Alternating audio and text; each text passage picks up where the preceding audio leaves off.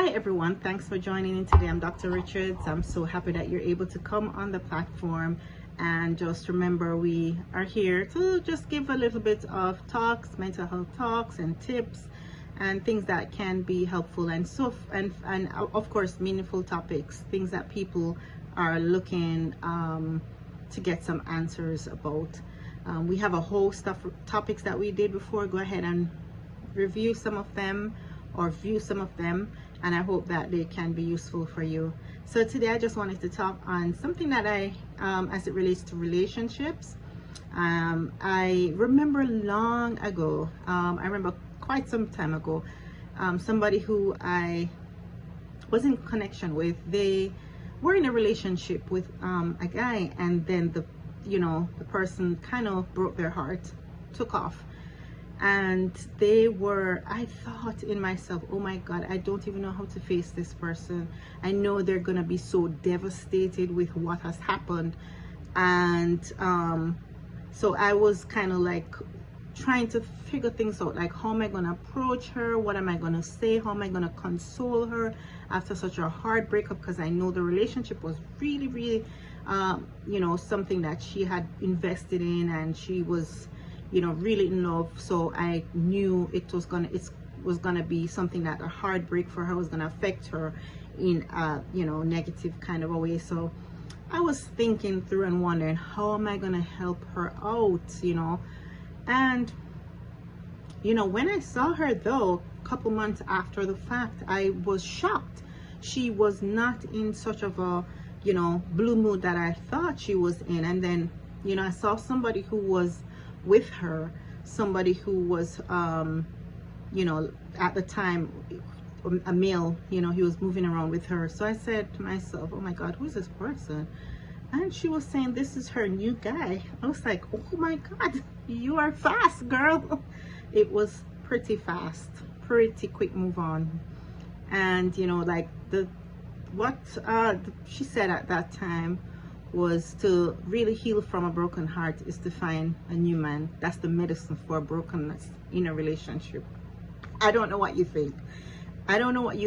But I mean, maybe in the short run, it can be a good distraction perhaps. Do you think so? I'm not going to say definitely. Maybe a distraction, maybe taking your mind away from the situation, kind of helping you through maybe a little bit to process. But is it a healthy move, like so quickly? Maybe you have your own opinion. She was really quickly moving on. When I thought she was in mourning, she was actually in some form of excitement, and like, this is my new man, so I have to get over the old one. I'm not staying crying. Her theory was she's not staying crying because she's gonna just kind of like move on with this new guy and try to fix things for herself. Sometimes it will come back at you if you haven't learned to process things properly, learn to heal well. This is the downfall of moving so quickly, taking time. Some people don't want to go through that mourning period or that period of grief and loss, or feeling the pain of brokenness. Some people want to just like escape that period, and it's hard to escape that healing period of a breakup. It's actually it's painful, it's not fun, but it's something that's important to kind of help to really process clearly. There are some lessons in sometimes, most times in a breakup, there are some lessons in it, things you could learn, things you could kind of get to move to the next level, maybe perhaps the next relationship. So if you do it too quickly, you might not get a lesson in it. So it would be great just to take those things into consideration. I know the hurtful part of it is there, and you just want to escape that, but just think about that, what you can get, what you can learn from all of this, and how you can be strengthened through that period of kind of like building your muscles again. Sometimes that really takes time. So that's just a little story that I shared, hopefully that you'll be able to remember. And especially if you're going through a kind of period of brokenness, I definitely empathize with you, and I hope and I pray that you'll get all the support that you do need while you're going through it. Some of the things that you can actually do, you can, make sure that you're enhancing your self-care routines, and you're speaking to someone who you could actually be open and honest with, maybe a close friend, maybe a close family, maybe somebody who is maybe in a formal setting with therapy. If it's really hard and you have to, you can't make it through by just speaking to friends, you perhaps need somebody to kind of coach you through and help you through the bump. So it's, those are some things that you could definitely try to incorporate.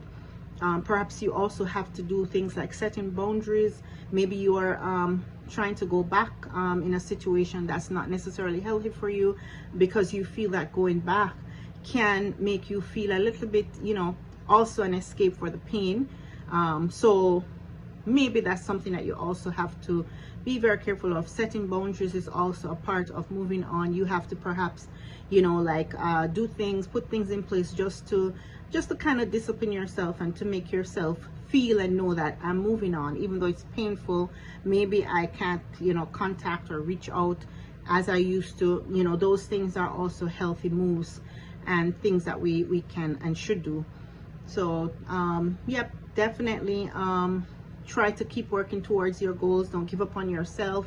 You might feel that down, depressed mood coming on a lot because of the loss, because of the grief period.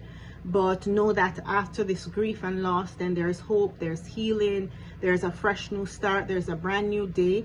So those are some things that you definitely want to make sure that you take into consideration while you're overcoming your pain and brokenness.